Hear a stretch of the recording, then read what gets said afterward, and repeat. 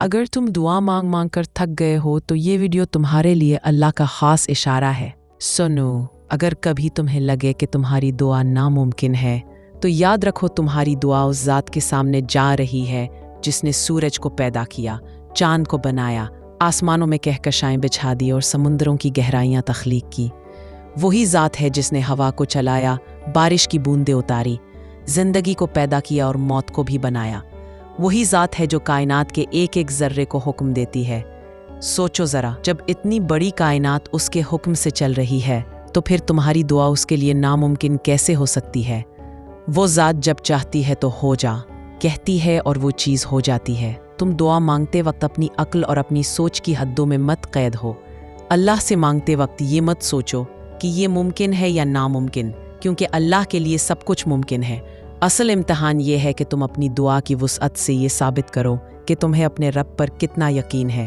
तुम्हारी दुआ जितनी बड़ी होगी इतनी ही बड़ी तुम्हारी अल्लाह से उम्मीद होगी, और अल्लाह को ये बहुत पसंद है कि उसका बंदा उससे बड़े ख्वाब, बड़ी उम्मीदें और बड़ी दुआएं मांगे।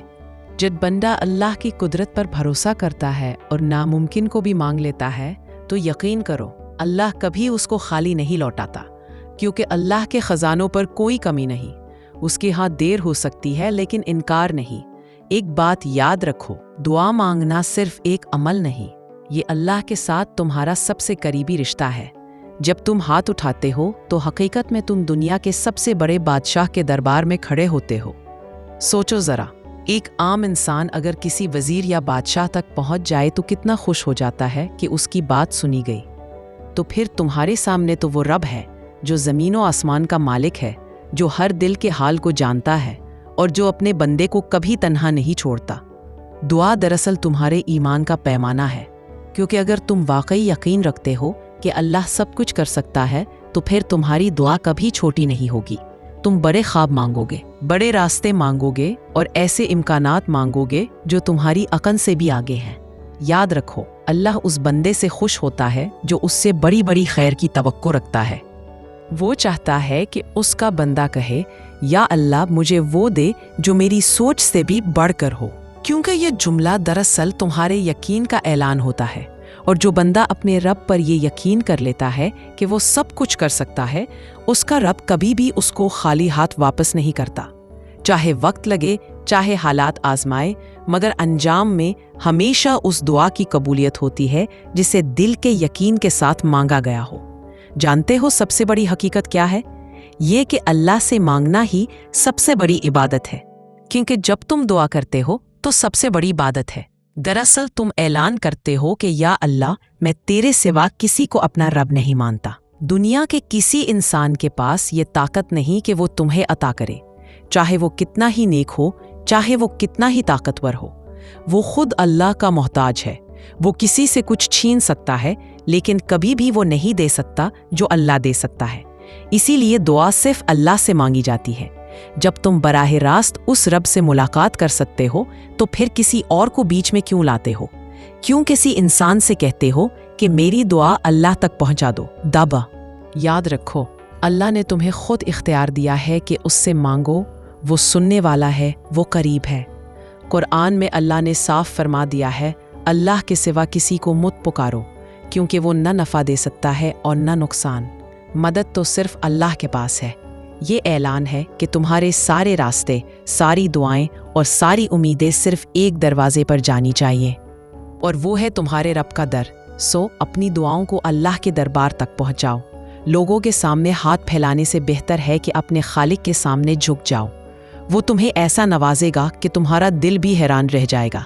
कभी सोचा है कि दुआ क्यों फ़ौरन कबूल नहीं होती?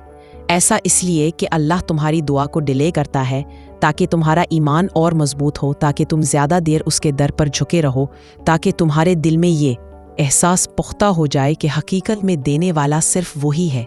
ये ताख़ीर तुम्हारे लिए सज़ा नहीं बल्कि तरबियत होती है, क्योंकि अगर हर दुआ फ़ौरन पूरी हो जाए तो तुम दुआ की कदर ही ना समझो। देर से मिलने वाली चीज़ हमेशा ज़्यादा कीमती लगती है, और अल्लाह चाहता है कि तुम्हारी दुआ की कीमत तुम्हारे दिल में बढ़ जाए। कभी कभी अल्लाह तुम्हें वो चीज़ नहीं देता जिसके पीछे तुम रो रहे होते हो, बल्कि वो इससे कहीं बेहतर तुम्हारे नसीब में रख देता है। اور جب وہ بہتر چیز سامنے آتی ہے تو تم حیران ہو کر کہتے ہو اچھا اسی لیے اس وقت میری دعا پوری نہیں ہوئی تھی۔ یاد رکھو اللہ تمہیں کبھی بھی محروم نہیں کرتا۔ وہ یا تو تمہاری دعا قبول کر لیتا ہے یا اس کے بدلے میں کوئی بڑی مصیبت ٹال دیتا ہے، یا پھر اس دعا کا اجر آخرت میں اتنا بڑا کر دیتا ہے کہ تم سوچ بھی نہیں سکتے۔ اس لیے اگر تمہیں لگے کہ دعائیں سنی نہیں جا رہی تو یہ یقین رکھو کہ وہ سب لکھا جا رہا ہے، محفوظ کیا جا رہا ہے اور بہترین وقت پر تمہیں لوٹا دیا جائے گا۔ تمہاری دعا کبھی ضائع نہیں جاتی، کبھی نہیں۔ ایک بات دل میں بٹھا لو، دعا صرف مانگنے کا نام نہیں، دعا ایک سفر ہے۔ یہ سفر تمہیں اللہ کے اور قریب لے آتا ہے۔ تم جتنی بار اپنے رب کو پکارتے ہو اتنی بار تمہارے اور اس کے درمیان فاصلے گھٹتے جاتے ہیں۔ کبھی کبھی اللہ دعا کو قبول کرنے سے پہلے تمہارے دل کو سکون دے دیتا ہے۔ وہ سکون ہی دراصل اس دعا کی پہلی قبولیت ہوتی ہے۔ جب تم کسی مصیبت میں بھی اللہ کو، تب حقیقت میں تم کامیاب ہو جاتے ہو۔ یاد رکھو دعا کی سب سے بڑی طاقت یہ نہیں کہ وہ تمہاری مشکل کو ختم کر دے، اصل طاقت یہ ہے کہ دعا تمہیں اندر سے بدل دیتی ہے، تمہیں مضبوط بنا دیتی ہے، تمہارے دل کو امید سے بھر دیتی ہے اور تمہیں اللہ کے قریب کر دیتی ہے۔ سو دعا کو صرف اپنی ضرورت کے وقت یاد نہ کرو، دعا کو اپنی زندگی کا حصہ بنا لو۔ چھوٹی چھوٹی خوشیوں میں، بڑے بڑے غموں میں، دن کے ہر لمحے میں اپنے رب کو پکارو۔ اور آخر میں بس اتنا جان لو کہ اللہ کبھی بھی اپنے مانگنے والے کو خالی نہیں لوٹاتا۔ تمہارے ہاتھ خالی لگ سکتے ہیں مگر حقیقت میں تمہارا دامن اس کی رحمت سے بھر رہا ہوتا ہے۔ یقین رکھو، امید رکھو اور دل سے مانگتے رہو، کیونکہ وہ تمہارے قریب ہے، تمہاری سنتا ہے اور تمہیں کبھی اکیلا نہیں چھوڑے گا۔ کبھی غور کیا ہے کہ دعا صرف زبان سے نکلنے والے الفاظ نہیں ہوتی؟ دعا دراصل دل کی کیفیت ہے۔ وہ آنسو جو رات کی تنہائی میں گرتے ہیں، وہ آہیں جو سجدے میں نکلتی ہیں، وہ خاموشی جس میں تم بس دل ہی دل میں اللہ کو پکار رہے ہوتے ہو، یہ سب دعا ہے۔ اللہ کے نزدیک سب سے قیمتی دعا وہ ہے جو دل کی گہرائی سے نکلتی ہے، وہ دعا جو شاید الفاظ میں ڈھل بھی نہ سکے لیکن دل سے نکل کر سیدھی عرش تک پہنچ جاتی ہے۔ یاد رکھو، تمہاری زبان خاموش ہو سکتی ہے مگر تمہارا دل کبھی اللہ سے بات کرنا نہیں چھوڑتا۔ کبھی تمہارے دل میں کوئی حسرت ہوتی ہے لیکن تم وہ الفاظ میں بیان نہیں کر پاتے، وہ بھی دعا ہے۔ اللہ جانتا ہے کہ تمہارے دل میں کیا ہے، تمہاری خواہشیں کیا ہیں اور تمہاری خاموشیاں کیا کہہ رہی ہیں۔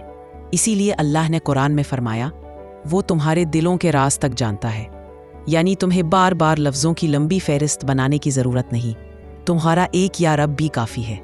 اور دعا صرف اپنی خواہشوں کے لیے نہیں ہوتی، کبھی دوسروں کے لیے دعا کرنا بھی سب سے بڑی نیکی بن جاتی ہے۔ جب تم کسی کے لیے خیر مانگتے ہو تو اللہ فرشتوں کو بھیج کر تمہارے لیے وہی دعا دہراتا ہے، یعنی دوسروں کے لیے مانگی گئی دعا دراصل تمہارے لیے بھی رحمت کا ذریعہ بن جاتی ہے۔